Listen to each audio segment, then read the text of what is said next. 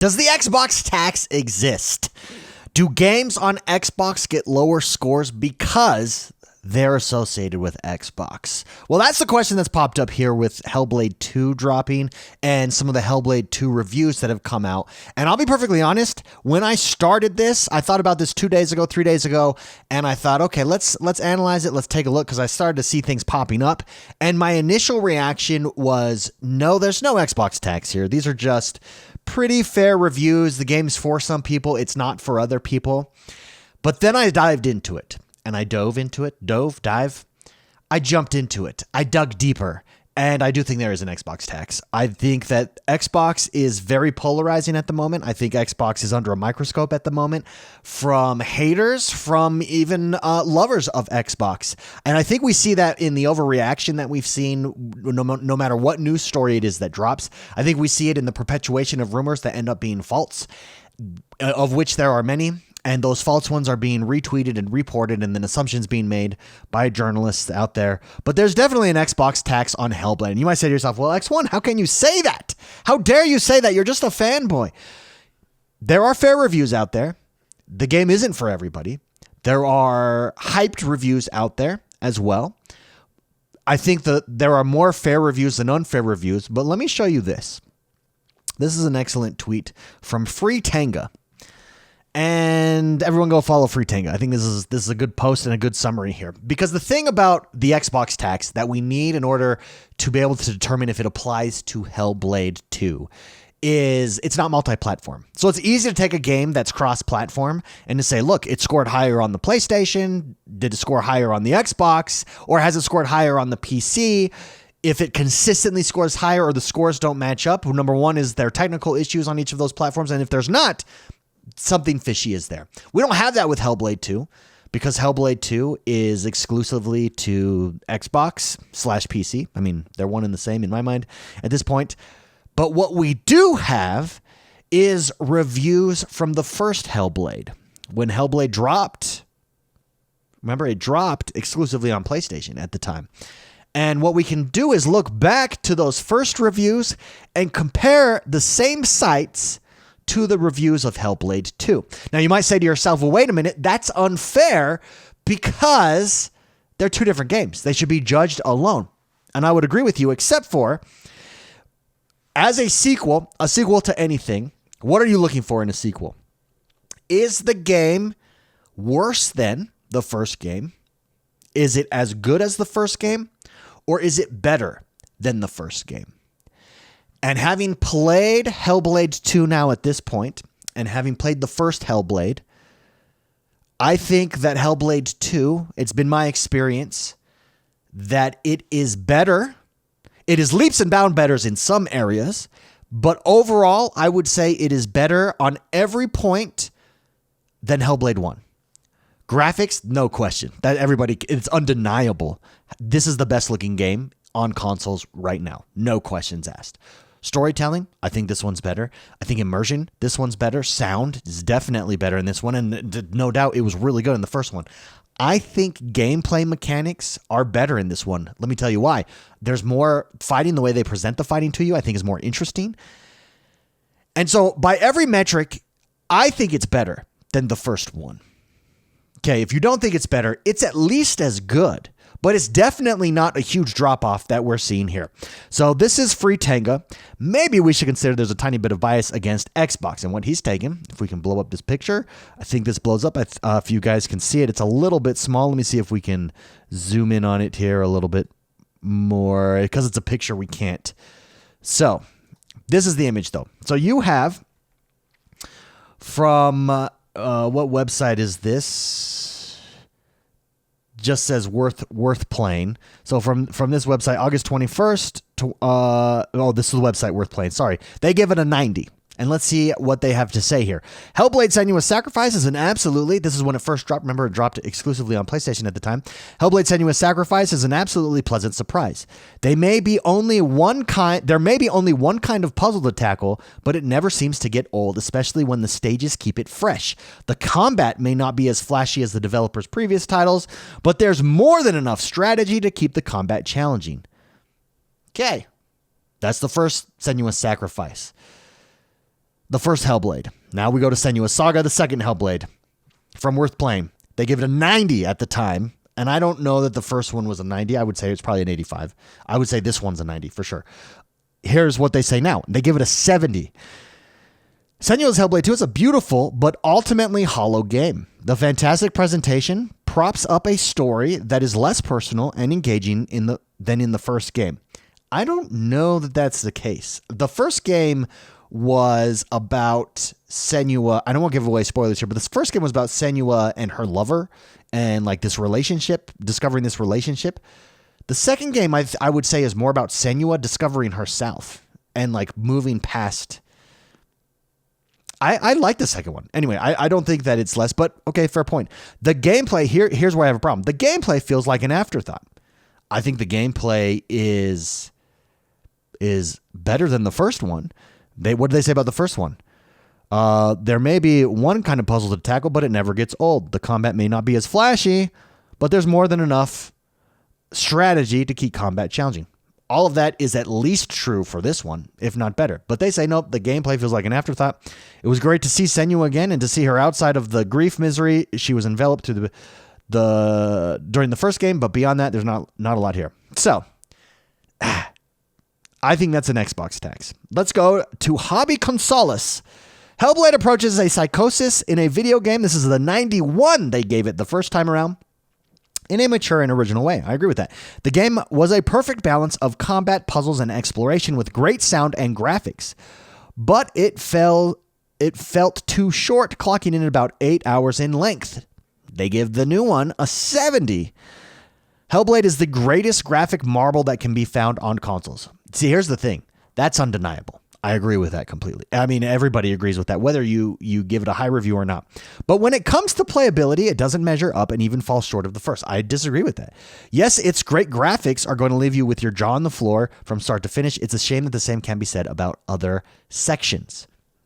I find this one more engaging. I think it's faster paced.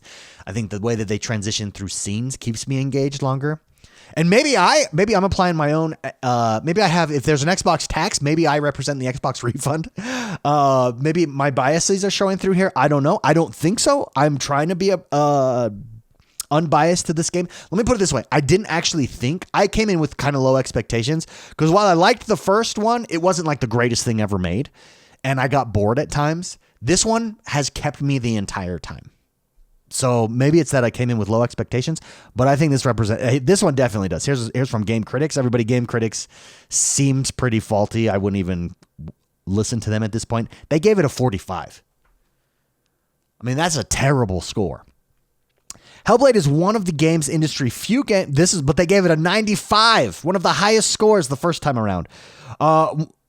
Hellblade is one of the game's industry few genuine dramas, a dark, uncomfortable experience that makes players suffer alongside its protagonist. I think that they do that here in the second one too. By intentionally avoiding the standard power fantasy in their designs, Ninja Theory has shined a light on mental illness, an important subject to many people are ill-informed about. Game Critics. Until now, I've liked each new Ninja Theory game more than the last. And I can never deny the craft on display, given that this is their first release since the Microsoft acquisition. And there it is. I credit Hellblade 2 for not feeling compromised by corporate interests. And there it is. But that only makes it more baffling that it lacks any real vision that I was able to discern. Completely biased there. And we can go down and down and down and down and see these differences here. Now, granted, none of these are mainstream sites. And I do think... So what's the point of this, I guess? I think that Xbox has become polarizing. I just think that that's a reality. And what you need to do is find reviewers that you trust. I think individuals that you trust, that you like, that you find like, yeah, I like games usually that this person likes, and then just go by them. But I think the polarization is a real issue. Having said that, I do think mainstream, for the most part, gaming media has been pretty fair with their reviews. I think most opinion leaders here are pretty fair with what they're saying. You know, some are like saying, it just didn't connect with me. And not every game's going to connect with you. I love Red Dead Redemption. I love Red Dead Redemption 2. A lot of people didn't like Red Dead Redemption 2. It's not going to connect with everyone. It's too slow paced for them. The same is going to be said here. Windows Central, though, gives it a 4.5 stars. It doesn't quite reach perfection, but it's hard to describe how amazing Senua Saga Hellblade 2 is, but it doesn't quite reach perfection. I like these pros and cons, by the way. Every website should do this, and a lot have taken this on. Astonishing graphics with gorgeous environments, unbelievable audio. The audio is amazing. I think that they even make it better in Hellblade 2. Deep emotional story that blends mythology and health. You see how there's a difference here? The critique is it's not deep. And I don't understand that critique because I do find the story very deep. I actually think it's very smart that some of the storytelling options that they made here, I think it's very artistic, some of the storytelling options here. I think it's storytelling at its finest, actually. Incredibly written characters with astonishing performances all around. Cons. The world can feel too static at times with little interaction. Don't disagree with that. One of the most interaction things is going off and exploring where you can, because it's pretty linear, but going off and exploring where you can kind of negates that staticness, and it's part that I've really, really admired or liked about it, rather. And the other con that Windows gives is the PC port has some performance and control issues. Now I'm playing on the Xbox Series X. It's running smoothly for me over there. The world, I agree, the world does feel static at times. The one thing that I like better about this one is in number one, it felt very narrow, like you were the game was on top of you. There wasn't a grand scale world that existed. In this one, there's a grand scale world for sure. Now you're walking around that world and there's not a lot happening necessarily. It's amazing. It's beautiful. There's cloud smokes, animal life, but it's kind of a nightmarish game anyways. A lot of things are dead. It's not like Red Dead Redemption where, oh, Bob is walking by there. So it's not an open world game by any sense of the stretch. I think this is a fair review. It's a review that I would agree with here. And Windows Central. Now the problem with the polarization here is I think sites like Metacritic no longer work. At least haven't worked lately. Because look at this. Here is favorable critic reviews. The vast majority, it's the green line. Oh, you can't quite see. Let's see if I come in. There you go. It's the bright green line. Favorable reviews. Mixed reviews is yellow. And red is negative reviews. There are very few red reviews, but they're so low, that 45, for instance, that it brings this down to an 81. This is higher than an 81. I think this is at least an 85. I actually think, given the graphics, given the photo mode alone, I think sets a new standard in gaming. Unquestionable new standard in gaming in my mind. For that alone, it's above an 85. But you combine that with the sound, the storytelling, the immersion from Act 1 right away in the game, and I think we're close. I think it's a 90. I really do. I think it's up close to a 90. But at least an 85. I think we're getting lowballed here because of the outliers. What I would do, I think Metacritic needs to change its process here. I think the polarization ultimately breaks it. Let's go to Games Radar. Games Radar gives it a full 5 stars. Now, Games Radar is no fan of Xbox. So put that in your pipe and smoke it. Nothing short of video game sorcery. I agree with that. Again, they do this very well. Pros and cons. Haunting, confrontational, and deeply cathartic all at once. Senua Saga Hellblade is a stunning feat of video game art. I could not agree more. My wife was sitting watching it with me, and she was like, wow, what is this that you're playing? Ninja Theory doesn't tiptoe around its heavy themes, but welcomes them with well-honed empathy, tempered by an even keener creative edge this time around, to deliver an unforgettable narrative adventure experience that's hard to watch, yet harder to turn away from. I think that's accurate. I really do. That's why I don't get this, like, a sequel. The standard for a review on a sequel should be a few questions. Break down the mechanics, graphics, immersion, fun factor,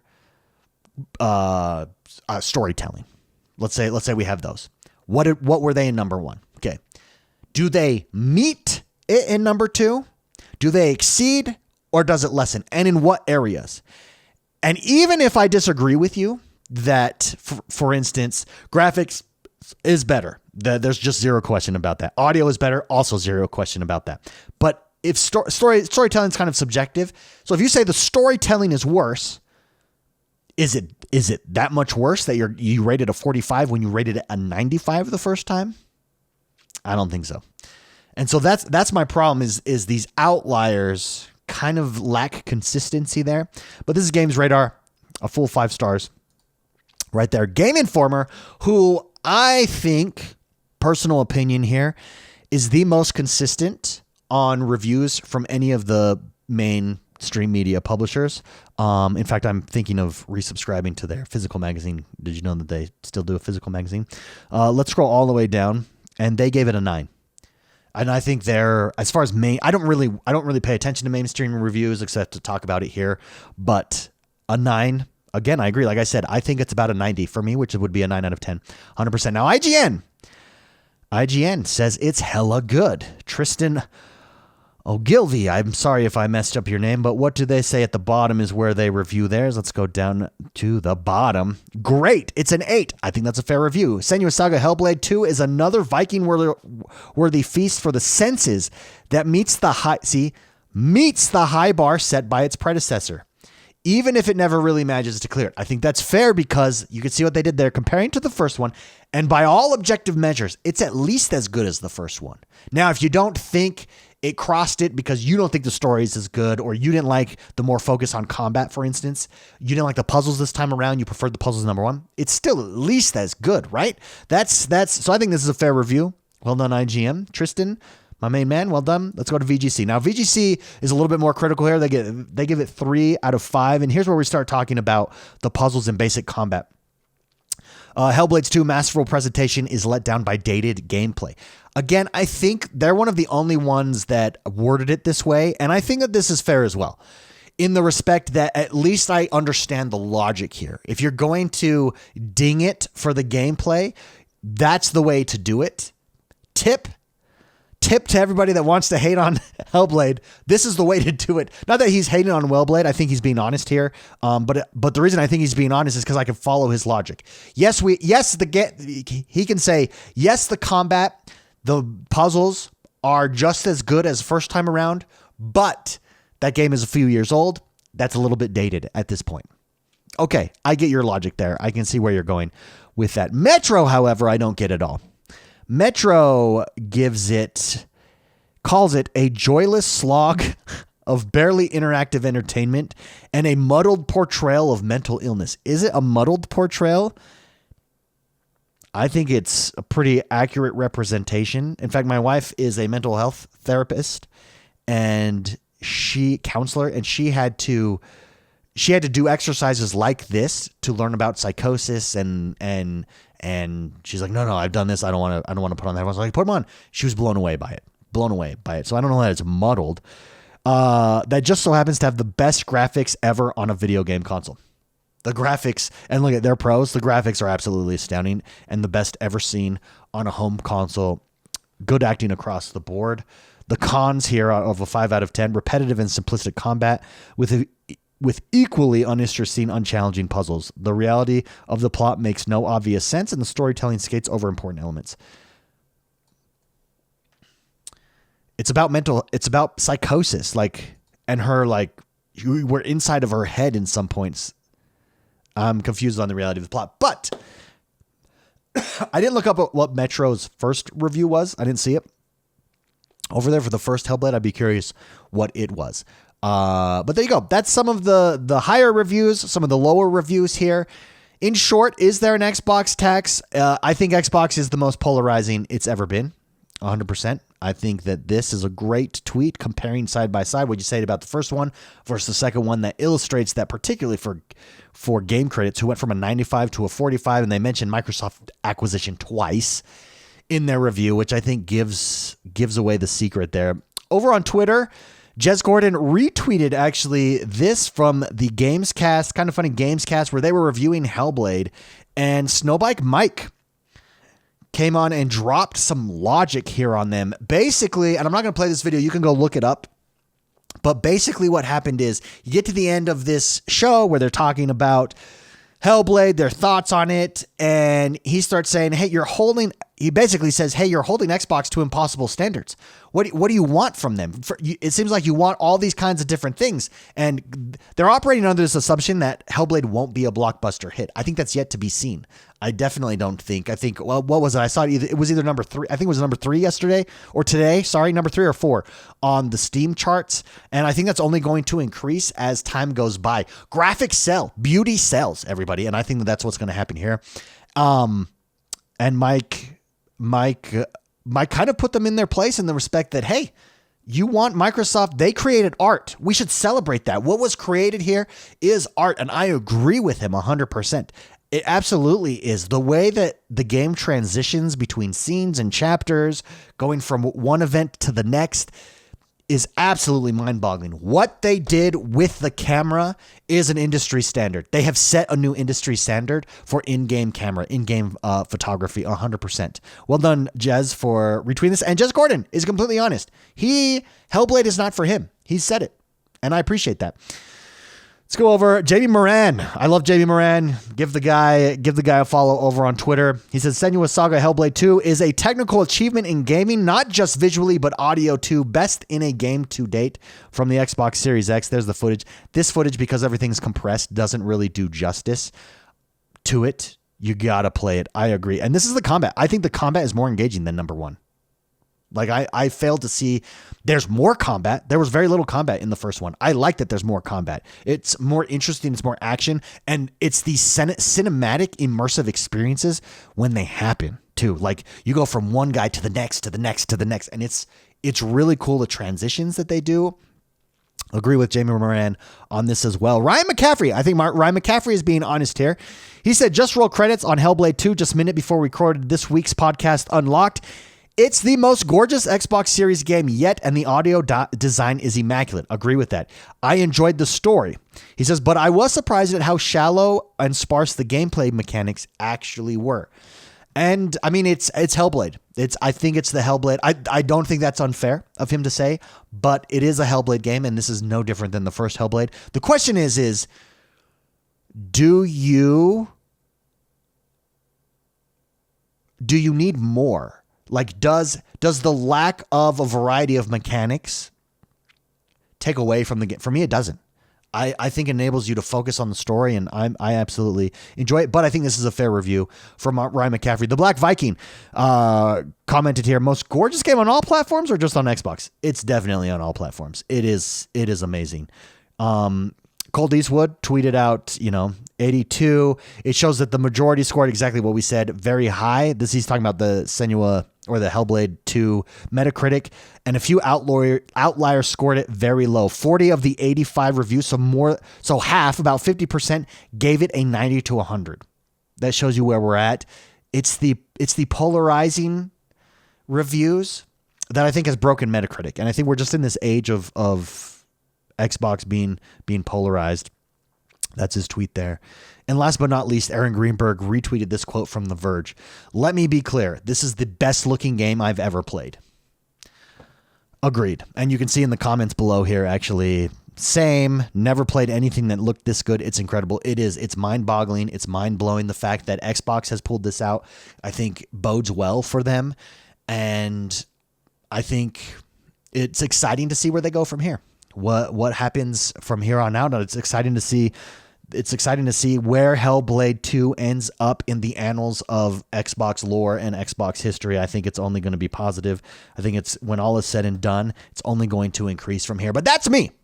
What do you guys think? Am I being unfair? Is there an Xbox tax? Yes or no? Let me know in the comments below. Don't forget to hit that like button. Subscribe to this channel. My name is X1 the Gamer. We drop videos like this all the time right here. And we'll see you next time. Bye-bye.